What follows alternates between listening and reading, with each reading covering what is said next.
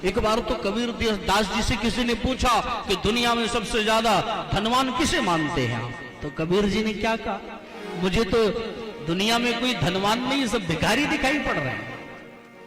अरे ये आप कैसे बोल रहे हैं कि सब भिखारी? बोले मैं धनवान किसे मानूं? अच्छा कोई धनवान नहीं? बोले नहीं, कबीरा सब जग निर्धना, धनवंता नहीं को, धनवंता सोई जानी है, जाको राम नाम धन हो। अरे भैया जिसने राम रूपी धन कमाया वो धनवान माना जाएगा, क्योंकि ये पैसे जो होते हैं ना ये कहां तक साथ देंगे मालूम है? अगर भारत का परित्याग करो किसी अदर कंट्री में आप जाओ तो वहां भी ये पैसा काम नहीं करता, क्योंकि हम तो झेल चुके हैं ना। आज के 4 वर्ष पूर्व हमारी कथा मॉरिशस में थी, तो हम लोग यहां से ये नई नोट जो है लेकर के गए थे 2000 वाली, लेकिन हम लोग मॉरिशस एयरपोर्ट पर इसको चेंज करना भूल गए।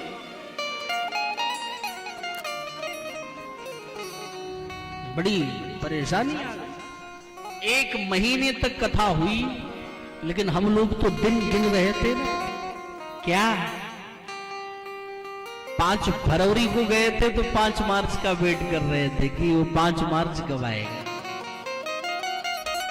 भाई कहने का तात्पर्य है तो धन ऐसा कमाओ लखनऊ वासियों कि अगर भारत में रहो तो भी काम कर जाए, और अगर किसी अदर कंट्री में जाओ तो भी काम कर जाए, यानी लोक में रहो तो भी काम कर जाए और परलोक चले जाओ तो भी काम कर जाए। मेरे भाई बहन धन ऐसे कमाओ, ऐसे धन को पीछे मत भागो जिसकी कोई कीमत नहीं है। अगर है तो है, कुछ नहीं क्या बात।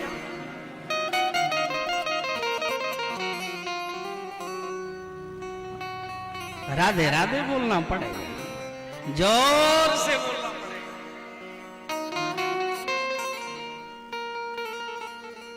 याद है नहीं याद हो मीरा जी कितने सारे धन का उन्होंने परित्याग कर दिया, तो कहां आई? केवल राम रूपी धन के पीछे आ गए। पायो जी मैंने राम रतन धन पाया। ये तो बड़ा पुराना है, आप सबको याद हो।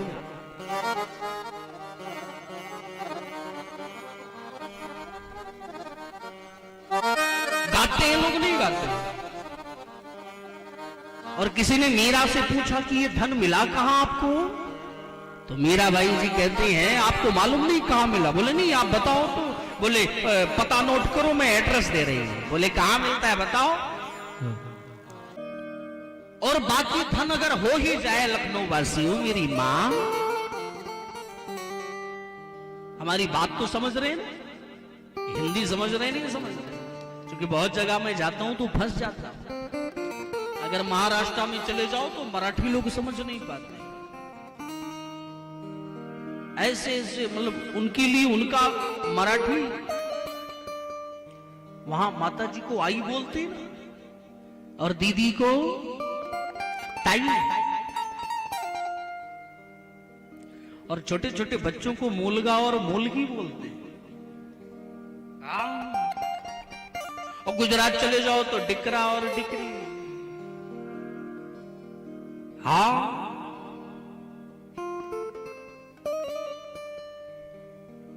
हर जगह की भाषा अलग अलग। तो भाई कहने का तात्पर्य है कि हमें राम रूपी धन कमाना चाहिए। अगर ये पैसा आप बहुत कमा भी लो तो इससे कभी किसी का पेट नहीं भरता। एक संत कहा करते क्योंकि चाह जो होती है ये कभी जाती नहीं है व्यक्ति।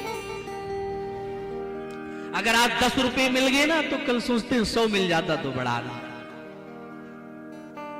एक संत कहा करते थे, चाह पैसों से आनों में आती रही, चाह आनों में रुपया बनाती रही, चाह रुपयों से नोट भुनाती रही, चाह नोटों से कोठी चुनाती रही, चाह कोठी में मोटर मंगाती रही,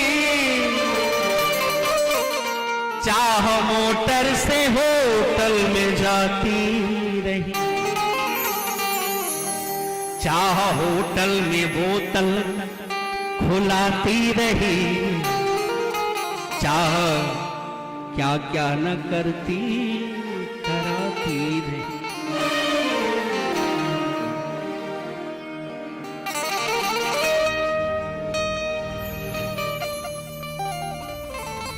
तो ये चाह संत ने कहा थोड़ा और आगे बढ़ जाओ भैया। बोले क्या?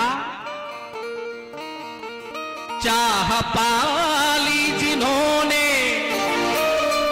वो पीले हुए, चाह छोड़ी जिन्होंने रसीले हुए, चाह जी से लगा जी जरा हो गया, चाह हर से लगा जी हरा हो गया।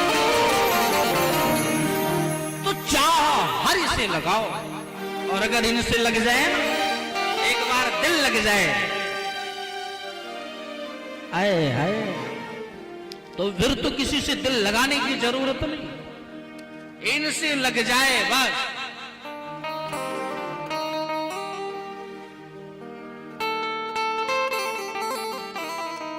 मेरे भाई बहन याद करते रहो,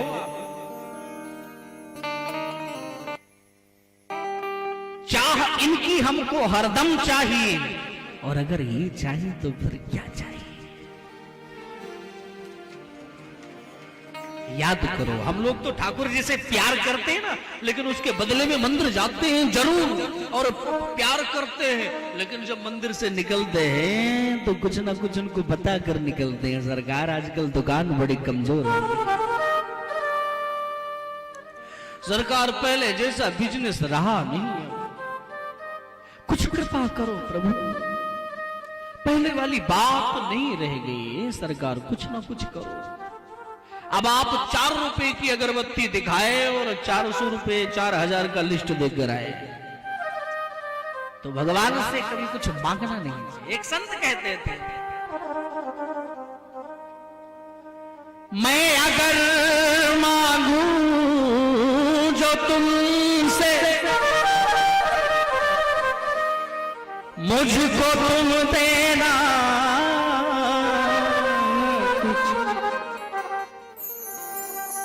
हे प्रभु, अगर मैं मांगू भी तो कुछ नहीं देना। क्यों भैया? मैं अगर मांगू जो तुमसे, मुझको तुम देना न कुछ, वरना प्रेमी नहीं मजदूर हो जाऊंगा मैं। अगर आपने प्यार भी किया और कुछ मांग लिया तो फिर प्रेमी नहीं तो मजदूरी मिल गई यार, हटो क्या काम। तो भगवान से कुछ मत मांगो, हमें तो कहना चाहिए हे सरकार मुझे कुछ नहीं चाहिए। आपने प्रहलाद का नाम सुना है नहीं सुना? सुना है नहीं सुना है? हाँ या ना? प्रहलाद अद्भुत भक्ति भगवान की और जब ठाकुर जी बोले कुछ मांग बेटा, तो प्रहलाद ने क्या मांगा? मैया क्या मांगा? जोर से बोलो। पैसा, प्रॉपर्टी, संपत्ति, ओ भक्ति मांगा। और मैं कह रहा हूं प्रहलाद जी ने कुछ नहीं मांगा। प्रहलाद जी बोले मुझे कुछ नहीं चाहिए, तो ठाकुर जी कहते हैं बेटा कुछ तो ले लो, अरे नहीं नहीं मुझे कुछ नहीं चाहिए, अरे नहीं कुछ तो ले लो, अरे नहीं प्रभु मुझे कुछ नहीं चाहिए, अरे ना बेटा ना कुछ तो ले ले। और जब बार बार होगी, सोई प्रहलाद जी का माथा घूमा कि ठाकुर जी को प्रसन्न करने के लिए लोग क्या क्या करते हैं, और हमारे मांगने से अगर ये प्रसन्न होते हैं तो क्या बहुत बड़ी बात है। तो क्या मांगा प्रहलाद जी ने, ए सरकार एक कि कभी भी कुछ मांगने की इच्छा प्रकट ना हो, कभी भी भगवान से ये भी कहना चाहिए कि मैं अगर देखूं तो देखूं, तुम ना मुझको देख। बोले क्यों ना देखूं, तुमने गर देखा तो मशहूर हो जाऊंगा मैं। और अगर व्यक्ति जब मशहूर हो जाता है तो याद करो, जब बड़े बड़े लोग जी हुजूरी करते, अरे आइए आइए आइए आपका स्वागत है भाई, मान बड़ाई जब से आई तब से किस्मत फूटी, स्वामी स्वामी रटन लागे लगन राम से छूटी। इसलिए हमें ध्यान देना चाहिए मेरे भाई बहन कि इस चक्कर में नहीं पड़ना चाहिए कि लोग मुझे प्रणाम करें, मेरी जी हुजूरी करें, जय हो आपकी जय हो, ऐसा नहीं। आपने देखा हो तो बस अभिमान वही आता है। तो मेरे भाई बहन हमें तो ठाकुर जी से कहना चाहिए, सरकार ऐसी कृपा करो कि अभिमान ना आए। आप मुझे देखो नहीं सरकार, बस मैं आपको देखता रहूं, यही मेरी इच्छा है। और अगर हम ऐसा करते हैं मेरे भाई बहन, तो हमें ठाकुर जी से यही प्रार्थना करना चाहिए कि सरकार मैं ही आपको देखूं।